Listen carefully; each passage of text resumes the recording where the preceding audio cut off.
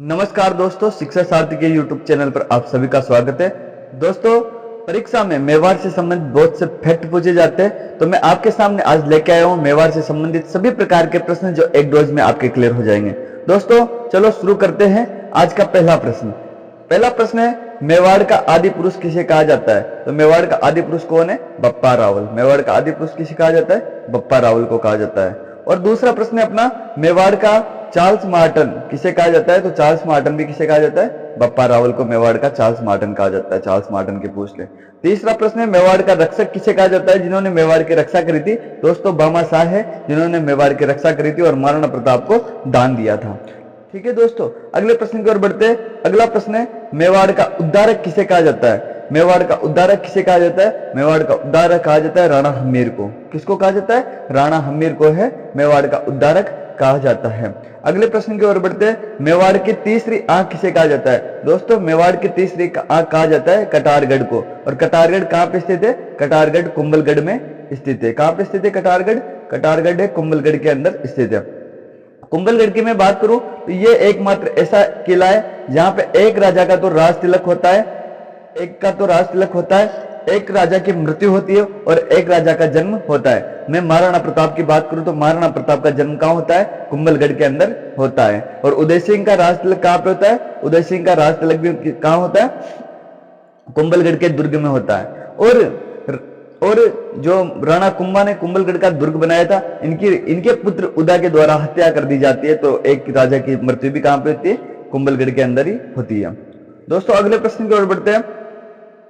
अगला प्रश्न है, मेवाड़ की थर्मोपल्ली किसे कहा जाता है? दोस्तों मेवाड़ की थर्मोपल्ली की बात हो जाए तो हल्दीघाटी के युद्ध को मेवाड़ की थर्मोपल्ली कहा जाता है।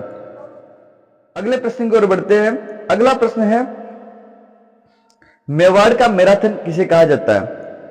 दोस्तों मेवाड़ के मैराथन से संबंधित प्रश्न है, तो मेवाड़ का मैराथन किसे कहा जाता है? दिवेर के युद्ध को मेवाड़ का मैराथन कहा जाता है। अगले प्रश्न की ओर बढ़ते हैं। मेवाड़ का काला पानी किसे कहा जाता है? मेवाड़ का काला पानी, मेवाड़ के काला पानी जब भी प्रश्न आए तो काला पानी सरड़ा किला को कहा जाता है, मेवाड़ का काला पानी।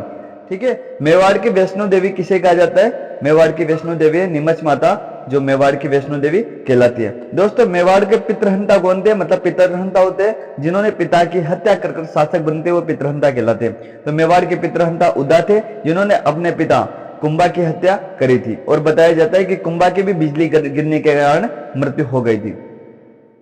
दोस्तों अगले प्रश्न की ओर बढ़ते हैं। मेवाड़ के भीष्म पितामह किसे कहा जाता है? दोस्तों मेवाड़ के भीष्म पितामह कहा जाता है कुंवर चुंडा को। किसको कहा जाता है? कुंवर चुंडा को भीष्म पितामह कहा जाता है। अगले प्रश्न की ओर बढ़ते हैं।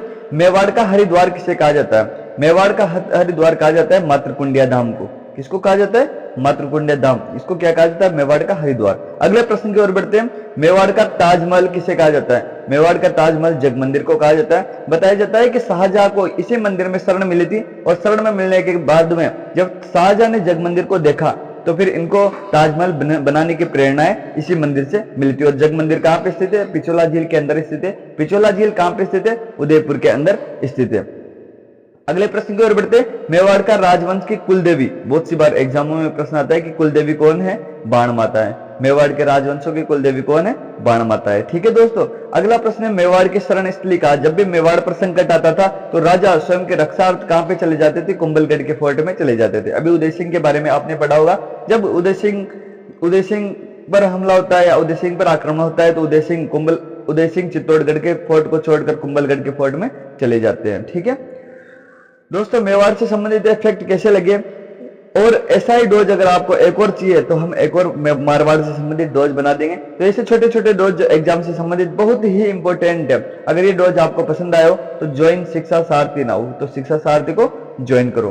थैंक यू, धन्यवाद। और बेस्ट सीओपीटीटी के एग्जाम के लिए अति महत्वपूर्ण प्रश्न चाहिए हो तो आप सारथी की टेस्ट सीरीज भी ज्वाइन कर सकते हो। थैंक यू, धन्यवाद।